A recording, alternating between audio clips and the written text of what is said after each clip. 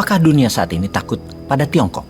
Maka jawabannya adalah iya. Tiongkok berani melanggar banyak hal yang polisi dunia atur dan melarang. Polisi dunia atau negara superpower pemegang world order, Amerika, begitu Tiongkok melakukannya, hanya bisa diam. Apalagi negara seperti Wakanda yang dikelola sangat pragmatis, populis, dan benefit untuk sebagian manusia. Kebijakan yang dijalankannya, yang milih manut Tiongkok. National interest Wakanda bukan untuk negaranya sendiri kesannya, bukan untuk rakyat sepertinya, namun untuk kepentingan sebagian. Wes, rausah diteruske, nanti dibilang nyinyirin Wakanda, padahal ya memang iya. Mau bukti? Tiongkok itu ditakuti dunia, apalagi di Wakanda. Tiongkok menjalankan sebuah operasi, tentunya operasi militer karena kebijakannya dijalankan di luar Tiongkok. Namanya Operation Dragon Net. Alasan Tiongkok adalah mereka membangun jaringan kepolisian di negara lain adalah untuk mengejar para pelaku kejahatan atau criminal law. Polisi Tiongkok mengejar pelaku kejahatan ini di negara lain. Datang ke tempat tinggal mereka di negara manapun, kemudian mengancam, menekan mereka, menyiksa mereka, bawa mereka ke pesawat segera untuk dibawa pulang ke Tiongkok.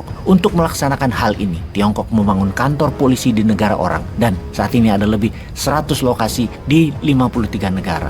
Tiongkok memiliki kantor polisi tersebut, dan hal ini sesungguhnya melanggar hukum banyak negara. Yang mengerikan adalah negara-negara tersebut tahu apa yang dilakukan polisi Tiongkok tersebut, namun memilih diam karena takut.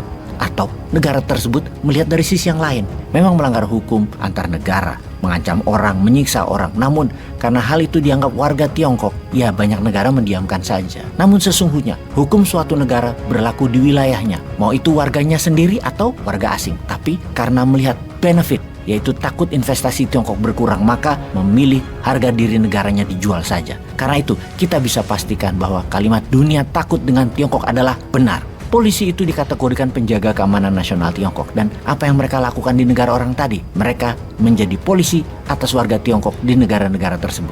Ketika mereka melakukan pengejaran terhadap para tersangka, polisi Tiongkok tersebut melakukan hal yang biasa mereka lakukan di negaranya, mengikuti target, kemudian menginterogasi, menekan, menyiksa, dan dibawa pulang ke Tiongkok dengan tekanan untuk dikriminalisasi. Memang tidak ada satupun yang dibunuh atau diasasin, namun banyak yang telah kembali ke Tiongkok. Mereka hilang, tak berbekas. Tidak ada yang tahu nasib mereka. Polisi penjaga keamanan Tiongkok di luar negeri juga mengawasi warga Tiongkok yang di luar atau diaspora warga biasa yang tidak melakukan kriminal, namun memastikan mereka tetap menjadi warga Tiongkok yang bayar pajak negara dan kewajiban negara lainnya. Juga memastikan mereka tidak pindah, ngabur, melepas kewarganegaraannya. Salah satu tugas polisi Tiongkok di luar negeri adalah itu. Selama 10 tahun ini lebih dari 200.000 warga Tiongkok yang dipaksa pulang karena berbagai alasan, yang terbanyak tentunya yang mau lari karena tindakan kriminal atau tindakan yang dianggap kriminal yang mereka lakukan di negara Tiongkok. Di antara Operation Dragon Net ada Operasi Fox Hunt.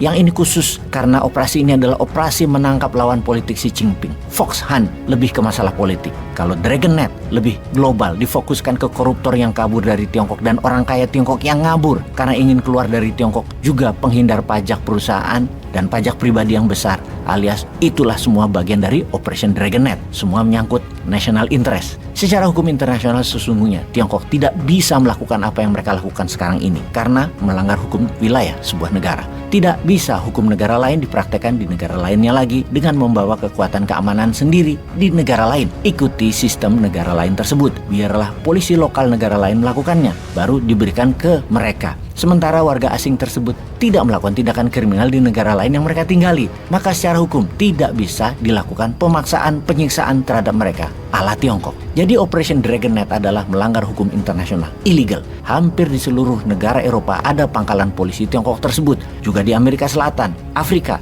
tak terkecuali Kanada dan Amerika, juga di Indonesia dan juga di Wakanda. Sesungguhnya tuan rumah seharusnya melindungi semua orang yang tinggal di negara mereka. Jangan sampai hukum tidak berlaku bagi warga asing. Yang parah di Wakanda, jangankan asing, warga negara sendiri dirampok kedaulatannya oleh hukum. Jadi urusan ada polisi negara lain, ya bodo amat lah. Mau itu warga negara asing yang cari perlindungan politik karena beda pandangan politik, dari komunis ke demokrasi, gak urusan.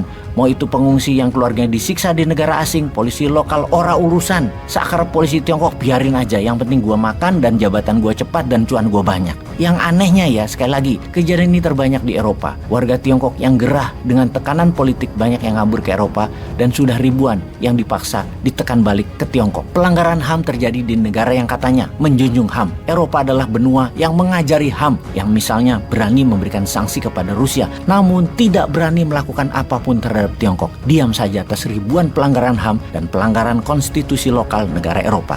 Ini membuktikan mereka, Eropa, takut pada Tiongkok. Oke, apa moral story dari Operation Dragon Knight ini? Indonesia kan negara besar, ada baiknya buat juga Operation Eagle Nest atau operasi sangkar elang untuk bawa balik koruptor-koruptor dan bawa balik uang hasil korupsi di negara lain dan tangkap mereka yang tinggal di luar negeri namun kerja menyedot duit Indonesia namun hasilnya dibawa keluar. Ini kalau benar-benar Indonesia punya nyali terhadap koruptor, walaupun koruptor tadi jadi pendukung dalam pilkada, pilpres dan pileg dan punya nyali untuk berhadapan dengan negara lain, kita tiru Tiongkok, tangkepin para penjahat yang di luar Indonesia itu. Sesekali tiru Tiongkok dong, jangan ikuti maunya Tiongkok terus. Kenapa sih susah bener action buat negara sendiri?